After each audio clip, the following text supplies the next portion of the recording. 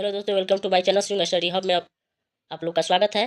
तो हम लोग 14 वीडियो अपलोड कर चुके हैं, जो कि समाजशास्त्र के अद्यतन प्रवृत्तियां हम लोग देख रहे हैं, जो समाजशास्त्र के सिद्धांत देख रहे हैं, जिसमें प्रकारवाद को हम लोग देख रहे थे। उसमें से 12 क्वेश्चन देख लिए हैं हम लोग, अब 13 क्वेश्चन हम लोग देखेंगे। तो चलिए स्टार्ट करते हैं। हम लोग 12 क्वेश्चन को ही देख लेते हैं, फिर से रिपीट कर देते हैं। निम्न सिद्धांतों में से कौन सा सिद्धांत स्थिरता की स्थिति पर विचार का पक्षधर है? ए है मार्क्सवाद, बी है प्रकारवाद, सी है प्रतीकात्मक अंतःक्रियावाद, डी है लोक विधि विज्ञान। तो इसका बी ऑप्शन सही होगा, प्रकारवाद। प्रकारवादी चिंतन का सबसे बड़ा दोष यह है कि व्यवस्था की अवधारणा में स्थिरता का भाव अधिक झलकता है। इससे सामाजिक परिवर्तन की अवधारणा स्पष्ट नहीं होती है। प्रकारवाद की आलोचना इस आधार पर की जाती है कि सामाजिक व्यवस्था के उस पहलू पर आवश्यकता से अधिक जोर दिया जाता है जिसके परिणामस्वरूप स्थिरता और निरंतरता बनी रहती है। तो सिद्धांत स्थिरता की स्थिति पर विचार करने का पक्षधर है प्रकारवाद। इसका भी ऑप्शन सही। 13 क्वेश्चन देखते हैं। निम्नांकित में कौन से समाजशास्त्री का संबंध प्रकारवाद के अध्ययन से जुड़ा है? ए है अगस्त कॉन्ट, बी है बी परेटो, सी है आर के मर्टन, डी है ई बोगार्ट्स। तो इसका सी ऑप्शन सही होगा, आर के मर्टन। समाजशास्त्र का संबंध प्रकारवाद के अध्ययन से कौन जुड़ा है? आर के मर्टन है। आधुनिक समाजशास्त्र में संरचनात्मक प्रकारवाद को वैज्ञानिक आदान प्रदान करने का महत्वपूर्ण श्रेय आर के मर्टन को जाता है। मर्टन के प्रकारात्मक विचारों पर मानवशास्त्री मालिनोवस्की, रेडक्लिफ ब्राउन, क्लाइड क्लूखॉन आदि का उल्लेखनीय प्रभाव है। प्रकारवाद पर मर्टन का योगदान समाजशास्त्र की दुनिया में एक विशिष्ट महत्व रखता है। गिडेंस का कहना है कि रेडक्लिफ ब्राउन एवं मालिनोवस्की ने प्रकारवाद का प्रयोग जहां आदिम जाति के लिए किया था, वहीं आर के मर्टन ने इस सिद्धांत का प्रयोग विकसित एवं औद्योगिक समाज के अध्ययन के लिए किया था। उन्हें मर्टन द्वारा दिए गए विश्लेषण को रेडक्लिफ ब्राउन एवं मालिनोवस्की की तुलना में अधिक समृद्ध बताया है। तो 14 क्वेश्चन देखते हैं। निम्न में से उस समाजशास्त्री को चिन्हित कीजिए जो प्रकारवाद सिद्धांत के समर्थक है। ए है राधा कमल मुखर्जी, बी है जी.एस. घुरिये, सी है एम.एन. श्रीनिवास, डी है ए.आर. देसाई। तो इसमें चिन्हित करना है कि प्रकारवाद सिद्धांत के समर्थक कौन थे। तो इसका सी ऑप्शन सही होगा, एम.एन. श्रीनिवास। प्रकारवाद का सिद्धांत के समर्थक कौन थे? तो एम.एन. श्रीनिवास थे। उन्होंने religion and society among the Coorgs of South India नामक पुस्तक में ब्रिटिश सामाजिक मनोविज्ञान में प्रभावी संरचनात्मक प्रकारवादी परिप्रेक्ष्य पर कार्य किया। तो एम.एन. श्रीनिवास होंगे जो प्रकारवाद के सिद्धांत के समर्थक हैं। ठीक है, तो आगे देख 15 क्वेश्चन देखते हैं। सामाजिक प्रघटना को समझने के लिए निम्न में कौन प्रकारात्मक उपागम को नहीं अपनाता है? तो इसमें नहीं बताना है, तो कौन नहीं अपनाता है? ए है जे अलेक्जेंडर, बी है किंग्सले डेविस, सी है आर के मर्टन, डी है जे हैबरमास। इसमें क्या होगा? तो डी होगा, जे हैबरमास जो है सामाजिक प्रघटना को समझने के लिए प्रकारात्मक उपागम को नहीं अपनाया है। सामाजिक प्रघटना को समझने के लिए जे हैबरमास ने मार्क्सवादी उपागम को अपनाते हैं। तो जे हैबरमास जो है तो क्या अपनाते हैं? तो वो मार्क्सवादी उपागम को अपनाते हैं। वो प्रकार्यात्मक उपागम को नहीं अपनाते हैं, मार्क्सवादी उपागम को अपनाते हैं। तो इसमें जे हैबरमास सही होगा। तो आर के मर्टन ने क्या अपनाए थे? प्रकारात्मक सिद्धांत। जे हैबरमास जो है तो मार्क्सवादी सिद्धांत को अपनाए थे। जे हैबरमास क्या अपनाए थे? मार्क्सवादी सिद्धांत को अपनाए थे। आर के मर्टन जो है प्रकारात्मक सिद्धांत को अपनाए थे। तो दोनों चीज याद कीजिएगा आप लोग। 16 क्वेश्चन देखते हैं। कौन प्रकारवादी सिद्धांत से संबंध नहीं है? इसमें भी नहीं पूछ रहा है, तो ध्यान दीजिएगा आप लोग। नहीं है तो ए ऑप्शन है बी मेलानोस्की, बी ऑप्शन है एच स्पेंसर, सी ऑप्शन है PV young, D option A R brown. तो इसमें कौन सा सही होगा? तो पीवी यंग है। प्रकाराती सिद्धांत से संबंध कौन नहीं रखते हैं? तो पीवी यंग नहीं रहते हैं। इसमें B Malinowski, H Spencer, A R Brown, ये तीनों जो है प्रकाराती सिद्धांत से संबंध रखते हैं। पीवी यंग जो है वो नहीं रखते हैं। मेलानोस्की, स्पेंसर, ब्राउन, आर के मर्टन, ये सब क्या है? प्रकारवादी है।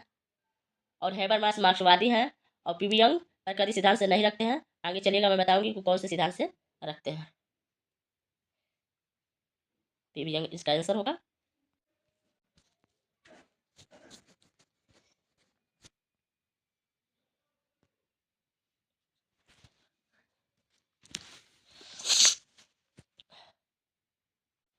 लेकिन क्वेश्चन देखते हैं। निम्न में से गलत कथन चुनना है। इसमें क्या चुना है? गलत कथन चुना। ए है प्रकार एक आंशिक क्रिया द्वारा उस संपूर्ण क्रिया को दिया जाने वाला योगदान है जिसका कि वह एक भाग है। बी ऑप्शन है प्रकारवाद एकता एक ऐसी दशा है जिसमें समाज व्यवस्था के सभी अंग अलग अलग कार्य करते हैं। सी ऑप्शन है प्रकार किसी भी इकाई का वह योगदान है जो संपूर्णता को बनाए रखने में उसके द्वारा दिया जाता है। सी ऑप्शन है प्रकार किसी भी इकाई का वह योगदान है जो संपूर्णता को बनाए रखने में उसके द्वारा दिया जाता है। डी ऑप्शन है प्रत्येक समाज व्यवस्था में एक प्रकार की एकता होती है जिसे प्रक्रियात्मक एकता के नाम से पुकारते हैं। तो इसका बी ऑप्शन सही होगा। इसका भी ऑप्शन सही होगा। प्रकारवाद एकता एक ऐसी दशा है जिसमें समाज व्यवस्था के सभी अंग अलग अलग कार्य करते हैं। प्रकारवाद के अनुसार यह माना जाता है कि समाज एक ऐसी संगठित और आत्मसुरक्षित व्यवस्था है जिसमें विरोधी परिवेश की स्थिति में भी संतुलन बना रहता है। समाज के जीवन के लिए यह आवश्यक है कि व्यवस्था की आवश्यकताओं की पूर्ति हेतु उसकी सामाजिक प्रक्रियाओं का आपस में सहज रूप में तालमेल हो। तो इसका भी ऑप्शन गलत है। गलत ही पूछा है तो बी ऑप्शन इसका गलत है और सब सही है। तो 19 क्वेश्चन देखते हैं। समाज शास्त्र में अद्यतन सिद्धांत कौन सा है? समाज शास्त्र में अद्यतन सिद्धांत कौन सा है? ए ऑप्शन है प्रत्यक्षवाद, बी ऑप्शन है प्रकारवाद, सी ऑप्शन है आत्महत्या का सिद्धांत, डी है उद्विकास का सिद्धांत। तो इसका बी ऑप्शन सही होगा प्रकारवाद। समाज शास्त्र में अद्यतन सिद्धांत प्रकारवाद है। अगस्त कौन 1998 1857 ईस्वी के प्रत्यक्षवाद का व्यवस्थित प्रतिपादन उनकी व्याख्या कृति कोर्स डीप फिलोसफी पॉजिटिव 1830 1842 ईस्वी में हुआ है। डॉक्टर गोपाल यादव ने अपनी पुस्तक समाजशास्त्रीय संदर्भ में लिखा है कि प्रकारवाद मूलतः पोलिश मानवशास्त्री बी मेलोनस्की 1884 1942 ईस्वी द्वारा 1926 में अपने एक लेख एंथ्रोपोलॉजी में मानवशास्त्रीय तथ्यों के अध्ययन की एक विशिष्ट पद्धति के लिए दिया गया नाम है। दुर्कीम ने अपनी कृति आत्महत्या का प्रकाशन 1897 ईस्वी में किया। इसमें उन्होंने आत्महत्या के 3 प्रकार बताए। सामाजिक विकास की चर्चा मार्गन ने 1877 ईस्वी में आदिम एवं मानव आदिम एवं सभ्य समाजों के बीच अंतर स्पष्ट करने के लिए किया। हर्बर्ट स्पेंसर ने 1882 ईस्वी में डार्विन के सिद्धांतों के आधार पर समाजशास्त्र में व्याख्या प्रस्तुत की। इस प्रकार स्पष्ट है कि समाजशास्त्र में अद्यतन सिद्धांत प्रकारवाद है। इसका बी ऑप्शन सही होगा प्रकारवाद। 20 क्वेश्चन देखते हैं। समाजशास्त्र का कौन सा उपागम सामाजिक व्यवस्था से है? ए है अंतःक्रियावादी, बी है संघर्ष, सी है प्रकार्यात्मक, डी है सैद्धांतिक। तो सामाजिक व्यवस्था से कौन संबंध रखता है? तो इसका सी ऑप्शन सही होगा प्रकारवाद। प्रकारवाद सामाजिक व्यवस्था से प्रकारवाद प्रकार्यात्मक है। इसका सामाजिक व्यवस्था प्रकारात्मक उपागम से संबंधित है। सामाजिक व्यवस्था में एक प्रकार की एकता होती है जिसे रेडक्लिफ ब्राउन ने प्रकारात्मक एकता का नाम दिया है। रेडक्लिफ ब्राउन ने क्या दिया? प्रकारात्मक एकता का नाम दिया है। इसका तात्पर्य ऐसी स्थिति से है जिसमें सामाजिक व्यवस्था के सभी अंग समरसता एवं अनुकूलता के साथ काम करते हैं। ठीक है, तो 21 क्वेश्चन देखते हैं। विफंक्शन और डिफंक्शन की अवधारणाओं को किसने प्रस्तुत किया है? ए ऑप्शन है टी पार्सन्स, बी ऑप्शन है बी मेलोनोस्की, सी ऑप्शन है C W Mills, D option है मेरियन जे लेवी। तो फंक्शन और डिसफंक्शन की अवधारणाओं को किसने प्रस्तुत किया है? तो इसका डी ऑप्शन सही होगा मैरियल जे लेवी। मैरियल जे लेवी ने विफंक्शन और डिसफंक्शन की अवधारणाओं को प्रस्तुत किया। विफंक्शन एक शर्त या मामले की वह स्थिति है जो इकाई के अनुकूलन या समायोजन को बढ़ाता है या बनाए रखता है। और डिफंक्शन विफंक्शन का निषेध है। डिफंक्शन क्या है? विफंक्शन का निषेध है, अर्थात वे संदर्भ में एक घटना के अनुकूलन या समायोजन को कम करते हैं। ठीक है, तो मैरियन जेलेबी होगा इसमें।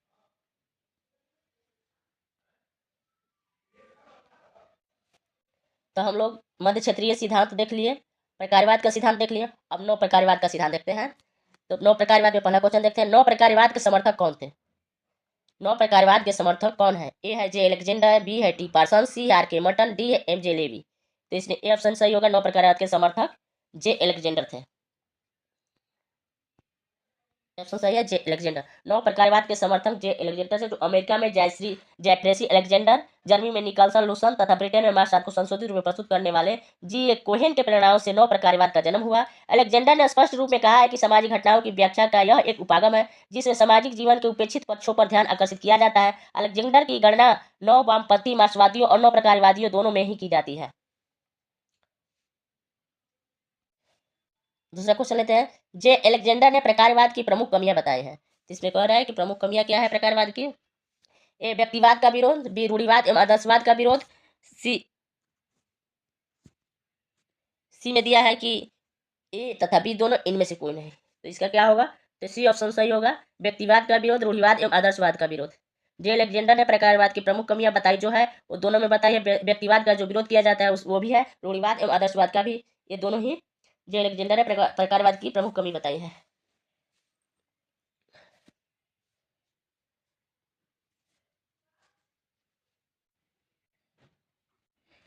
जे एलेक्जेंडर ने जो प्रकारवाद की कमियां बताई उसमें प्रमुख कुछ है जो देख लीजिए आप लोग। व्यक्तिवाद का विरोध करता है, समाज तथा संरचना को ज्यादा प्रमुख मानता है, क्रिया पर अधिक बल देता है, सामाजिक परिवर्तन पर ध्यान नहीं देता है, समाज का एक पक्षीय अध्ययन करता है, रूढ़िवाद एवं आदर्शवाद जैसे अनेक कमियां व्याप्त है।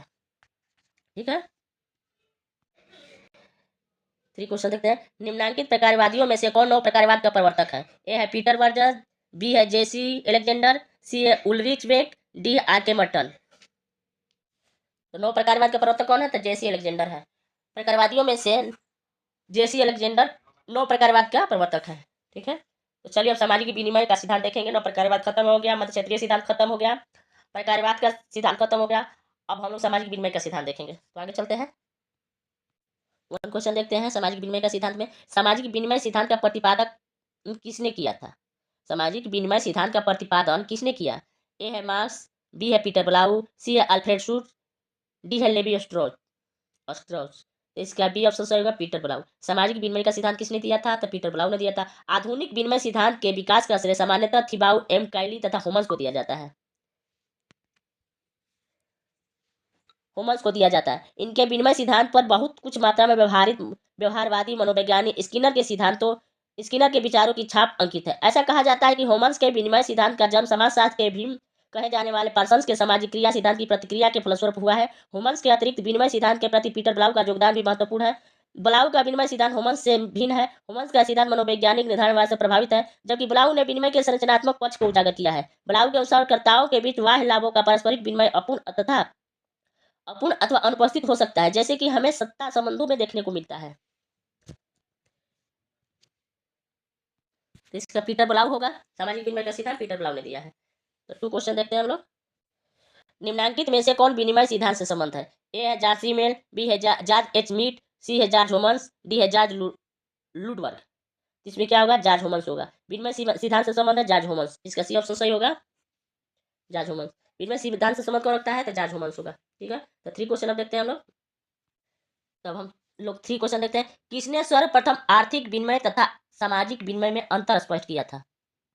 किसने सर्वप्रथम आर्थिक विनिमय तथा सामाजिक विनिमय में अंतर स्पष्ट किया था? ए है जे फ्रेजर, बी है पी ब्लाउ, सी है जी होमस, डी है बी मेलिनोस्की।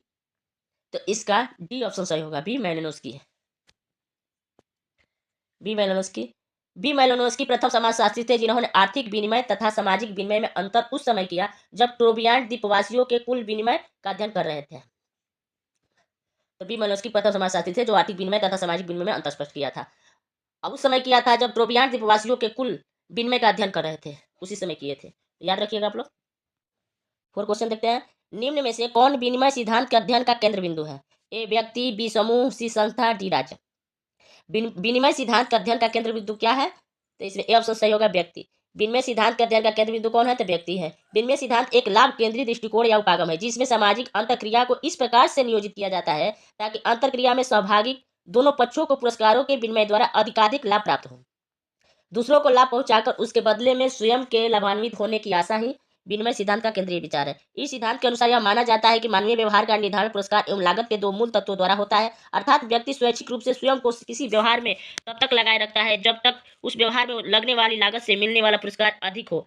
मार्शल मार्क्स प्रथम व्यक्ति थे जिन्होंने वर्ष 1925 में अपने एक लेख द गिफ्ट में इस ओर ध्यान आकृष्ट कराया। उन्होंने जनजातीय समाजों में उपहार लेने देने समारोहों का विस्तृत वर्णन विश्लेषण पर पारस्परिकता के सिद्धांत का प्रतिपादन किया। ट्रोबियान द्वीपवासियों की कुल प्रथा और अमेरिकी इंडियंस की पोर्टलैंड प्रथा इसके सर्वप्रसिद्ध उदाहरण है। इसमें स्वयं व्यक्ति ही होंगे जो विनिमय सिद्धांत के अध्ययन केंद्र बिंदु है। 5 क्वेश्चन देखते हैं। सामाजिक विनिमय के नियम है। ए ऑप्शन विवेकपूर्ण सिद्धांत, बी ऑप्शन है न्याय सिद्धांत, सी ऑप्शन ए बी दोनों, डी ऑप्शन इनमें से कोई नहीं। इसका सी ऑप्शन सही होगा, ए बी दोनों। सामाजिक विनिमय के नियम क्या है? तो विवेकपूर्ण सिद्धांत, न्याय सिद्धांत दोनों होगा। 6 क्वेश्चन देखते हैं। वस्तु विनिमय प्रणाली एक विनिमय प्रणाली है जिसके रूप है ए सेवा के बदले सेवा, बी सेवा के बदले वस्तु, सी वस्तु के बदले वस्तु, डी उपयुक्त सभी। तो इसमें उपयुक्त सभी होगा, क्या कि जो वस्तु विनिमय प्रणाली है एक विनिमय प्रणाली है। इसका सिद्धांत है कि मतलब वस्तु हम किसी से कुछ लेते हैं तो उसके बदले कुछ देते हैं, जैसे जमानी प्रथा है।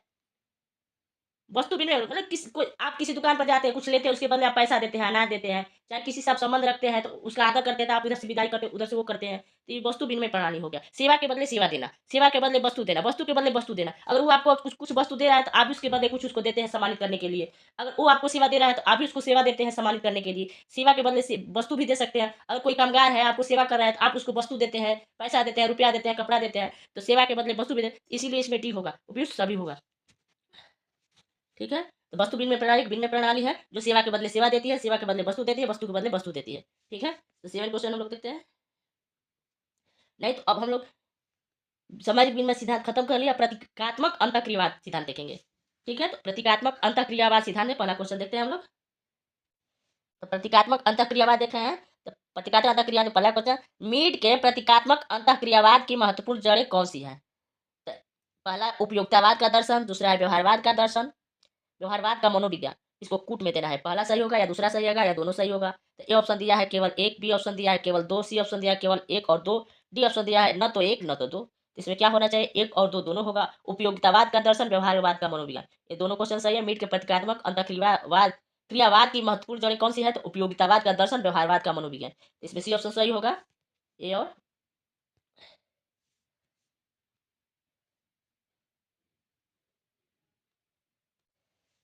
मीड मिशिगन विश्वविद्यालय में दर्शन एवं सामाजिक मनोविज्ञान के प्रोफेसर थे। इसकी पुस्तक mind self and society from the stand point of A social behaviourist के दृष्टिकोण को 1934 में उनके छात्रों द्वारा मरणोपरांत प्रकाशित किया गया था। इस पुस्तक ने प्रतीकात्मक अंतःक्रियावाद के स्कूल की नींव रखी। इनके प्रतीकात्मक अंतःक्रियावाद की महत्वपूर्ण जड़ उपयुक्तवाद का दर्शन एवं व्यवहारवाद का मनोविज्ञान है।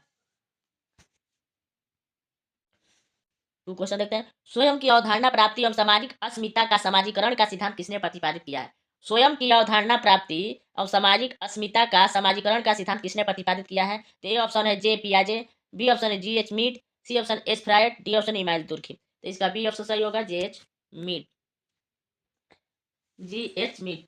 स्वयं की अवधारणा प्राप्ति और सामाजिक अस्मिता का समाजीकरण का सिद्धांत जी एच मीड ने दिया है। थ्री क्वेश्चन देखते हैं। किसका कथन है कि स्व की एक आवश्यक विशेषता है इसका आत्मवाचक स्वभाव। स्व की अवधारणा पहले किसने किया था, जी स्मिथ ने दिया था। तो वही पूछ रहा है कि स्व की एक आवश्यक विशेषता है इसका आत्मवाचक स्वभाव है। तो इसमें A option R M MacIver, B option है G H Mead, C option है किंग्सले डेविस, डी ऑप्शन है सी एच कूले। तो इसका बी ऑप्शन सही होगा, G H Mead, G H Mead. Mead ने स्व की अवधारणा को प्रतीकात्मक अंतःक्रियावाद का केंद्रीय आधार बनाया। उनके अनुसार मनुष्य के भीतर भीतर स्व होता है। कई बार हम स्व का अर्थ आत्मा से ले लेते हैं। मनुष्य का मस्तिष्क भले ही कलुषित हो जाए, लेकिन भारतीय परंपरा से हमारा विश्वास है कि मनुष्य की आत्मा या तकनीकी पदावली में स्व सबसे ऊपर है। आत्म को शुद्ध रूप से सामाजिक प्रकृति का कौन मानता है। ए है जी मर्फी, बी है सी एच कूले, सी है जी एच मीट, डी है एच एम जॉनसन। आत्म को शुद्ध रूप से सामाजिक प्रकृति का कौन मानता है। इसमें सी ऑप्शन सही होगा, जी एच मीड। आत्म को शुद्ध रूप से सामाजिक प्रकृति का जी एच मीड मानता है। वह कहता है कि शिशुओं के प्रारंभिक जीवन में जो कोई भी आता है वह उन लोगों के व्यवहार की नकल करने का प्रयास करता है। जी एच मीड आत्मा को शुद्ध रूप से सामाजिक प्रकृति का कौन मानता है, तो जी एच मीड होगा। ठीक है, तो हम लोग फाइव क्वेश्चन देखते हैं। हर्बर्ट ब्लूमर का योगदान निम्न में से किसका अंतर्गत आता है। हर्बर्ट ब्लूमर का योगदान निम्न में से किसके अंतर्गत आता है। तो ए है प्रतीकात्मक अंतःक्रियावाद, बी है लोक पद्धति शास्त्र, सी है प्रकार्यवाद, डी है संरचनावाद। तो इसका ये ऑप्शन सही होगा, प्रतीकात्मक अंतःक्रियावाद। हर्बर्ट ब्लूमर का योगदान निम्न में से किसका अंतर्गत आता है, तो प्रतीकात्मक अंतःक्रियावाद का आता है। मीड, सी एच मीड, कूले, थॉमस और हर्बर्ट ब्लूमर प्रतीकात्मक अंतःक्रियावाद के प्रमुख प्रवर्तक और समर्थक रहे। तो प्रतीकात्मक अंतःक्रियावाद के कौन कौन समर्थक है, तो याद कीजिए, Mead, कूले, Thomas, Herbert bloomer. Mead, कूले, Thomas, Herbert bloomer, ये चारों कौन है, तो प्रतीकात्मक अंतःक्रियावाद के प्रवर्तक और समर्थक हैं। हर्बर्ट ब्लूमर ने बताया है कि व्यक्ति जब किसी के साथ अंतःक्रिया करता है तो हमेशा वह अपने और दूसरे के व्यवहार को जांचता और परखता रहता है और उस परिस्थिति में अपने समझबूझ के अनुसार व्यवहार करता है। सामाजिक अंतःक्रिया के समय विभिन्न प्रकार के आचरण और प्रतीक या संकेतों का आदान प्रदान होता है, जिससे व्यक्तियों की अंतःक्रिया प्रभावित होती रहती है। प्रतीकात्मक अंतःक्रियावाद शब्द की रचना सन 1937 में हर्बर्ट ब्लूमर ने की। प्रतीकात्मक प्रतीकात्मक अंतःक्रियावाद शब्द का रचना कब हुआ था, तो 1937 में किसने किया था, तो हर्बर्ट ब्लूमर ने किया था। किंतु इस सिद्धांत के संबंध में मतभेद है। कुछ लोगों ने इसे जॉर्ज एच मीट की देन बताता है। क्या है, तो कुछ समझाते इसको बताते हैं कि जॉर्ज मीट ने किया है, लेकिन कुछ लोग कहते हैं कि हर्बर्ट ब्लूमर ने किया है प्रतीकात्मक अंतःक्रियावाद। कुछ अन्य व्यक्तियों ने इसे शिकागो संप्रदाय के रॉबर्ट पार्क के नाम से साथ भी। तो इसमें देखिए मतभेद है। किसी ने कहा कि हर्बर्ट ब्लूमर ने दिए हैं, किसी ने किया कहा कि मीड ने दिए हैं, किसी ने कहा रॉबर्ट पार्क दिए हैं। तो ये समझिए कि चार गो समाजशास्त्री हैं जो प्रतीकात्मक अंतःक्रियावाद से जुड़े हैं। मीड, कूले, थॉमस, हर्बर्ट ब्लूमर प्रतीकात्मक अंतःक्रियावाद से जुड़े हैं, जो इसके प्रमुख प्रवर्तक और समर्थक रहे हैं। ठीक है, इसका ये ऑप्शन सही होगा, हर्बर्ट ब्लूमर का योगदान इसके अंतर्गत आता है। हर्बर्ट, कूले, मीड, थॉमस, ये सभी लोग इससे जुड़े हुए हैं। तो हम लोग सिक्स क्वेश्चन देखते हैं। शिवालिक इंटरएक्शनिज्म की अवधारणा की रचना किसने की। शिवालिक इंटरएक्शनिज्म की अवधारणा की रचना किसने की। ए ऑप्शन है L A Coser, B option है जॉन डेवी, सी ऑप्शन है C H Mead, G H Mead, D option Herbert Blumer. तो इसमें क्या सही होगा, तो इसका डी सही होगा, हर्बर्ट ब्लूमर। शिवालिक इंटरएक्शनिज्म की अवधारणा किसने दिया था, तो हर्बर्ट ब्लूमर ने दिया था। इसका डी ऑप्शन सही होगा, हर्बर्ट ब्लूमर। शिवालिक इंटरएक्शनिज्म की अवधारणा किसने दिया था, हर्बर्ट ब्लूमर ने दिया था। शिवालिक एक्स नियम की अवधारणा किसने दिया था? हर्बर्ट बुलमन ने दिया। मैं बार बार रिपीट कर दे रही हूँ कि आप लोग को याद हो जाए। आप लोग इस पर थोड़ा जोर दीजिएगा, जो कठिन प्रश्न रहता है उस पर मैं थोड़ा ज्यादा ही जोर देती हूँ। ठीक है, 7 क्वेश्चन देखते हैं। निम्नांकित में कौन प्रतीकात्मक अंतःक्रियावाद के अध्ययन से संबंधित है? निम्नांकित में कौन प्रतीकात्मक अंतःक्रियावाद के अध्ययन से संबंधित है? ए ऑप्शन है कौन, बी ऑप्शन है स्पेंसर, डी ऑप्शन है मार्क्स, सी ऑप्शन है मार्क्स, डी ऑप्शन है ब्लूमर। तो इसमें डी ऑप्शन सही होगा, ब्लूमर। क्या होगा? तो ब्लूमर होगा। प्रतीकात्मक अंतःक्रियावाद के अध्ययन से संबंधित ब्लूमर है। ठीक है, 8 क्वेश्चन हम लोग देखते हैं। 8 क्वेश्चन देखते हैं। प्रतीकात्मक अंतःक्रियावाद से किसका नाम संबंधित है? ए ऑप्शन है पीटर एच मान, बी ऑप्शन है पीवी यंग, सी ऑप्शन है G H mid, D option है सी ए मोदर। तो इसका सी ऑप्शन सही होगा, जी एच मिड। प्रतीकात्मक अंतःक्रियावाद से जी एच मिड का नाम संबंधित है। इसका सी ऑप्शन सही होगा, जी एच मिड। प्रतीकात्मक अंतःक्रियावाद से जी एच मिड संबंधित है। ठीक है, तो हम लोग 9 क्वेश्चन देखते हैं। तो 9 क्वेश्चन हम लोग देख रहे हैं, तो थोड़ा लॉन्ग क्वेश्चन है। तो चलिए, प्रतीकात्मक अंतःक्रियावाद के मूलभूत सिद्धांतों में समाविष्ट है। पहला है सोचने की क्षमता, दूसरा है सामाजिक संस्था तथा सामाजिक अंतःक्रिया, तीसरा है मानस तथा सामाजिक चेतना, चौथा है अर्थ तथा प्रतीक जो क्रिया तथा अंतःक्रिया को सुलभ बनाती है। तो इसको कुट में देना है कि 1 और 2 सही है, कि 2 3 सही है, कि 3 और 4 सही है, कि 1 और 4 सही है। तो इसको सही बताइए आप लोग। तो इसमें डी ऑप्शन सही होगा, 1 और 4। सोचने की क्षमता, अर्थ तथा प्रतीक जो क्रिया तथा अंतःक्रिया को सुलभ बनाती है। तो पहला और चौथा क्वेश्चन सही है, तो ए ऑप्शन दिया है डी में, पहला और चौथा, तो इसका डी ऑप्शन सही होगा। अब 10 क्वेश्चन हम लोग देखते हैं। तो 10 क्वेश्चन हम लोग देखते हैं। सामाजिक अंतःक्रिया वह पारस्परिक प्रभाव है जो मनुष्य अंतः उत्तेजना तथा प्रक्रिया द्वारा एक दूसरे पर प्रकार पर डालते हैं। यह कथन किस विचारक का है? ए है कूले, बी है गिस्ट, सी है किम्बालियंग, डी है मिड। तो इसका बी ऑप्शन सही होगा, गिस्ट। गिस्ट का विचार है कि सामाजिक अंतःक्रिया वह पारस्परिक प्रभाव है जो मनुष्य अंतः उत्तेजना तथा प्रक्रिया द्वारा एक दूसरे पर डालते हैं। गिस्ट का विचार है कि सामाजिक अंतःक्रिया वह पारस्परिक प्रभाव है जो मनुष्य अंतः उत्तेजना तथा प्रक्रिया द्वारा एक दूसरे पर डालते हैं। तो इसका गिस्ट होगा, डी ऑप्शन सही होगा। तो हम लोग सामाजिक अंतःक्रिया, मध्य क्षेत्रीय सिद्धांत, प्रकारवाद, 9 प्रकारवाद पढ़ चुके। अब हम लोग का सामाजिक प्रणाली, प्रघटना शास्त्र और लोक विधि विज्ञान, उत्तर आधुनिकवाद सिद्धांत बचा है। तो हम ये सब सिद्धांत कल देखेंगे और सब पूरा हो गया उसको देखिएगा आप लोग जरूर। वीडियो कैसी लगी ये भी आप लोग कमेंट कीजिएगा। तो शुभ रात्रि।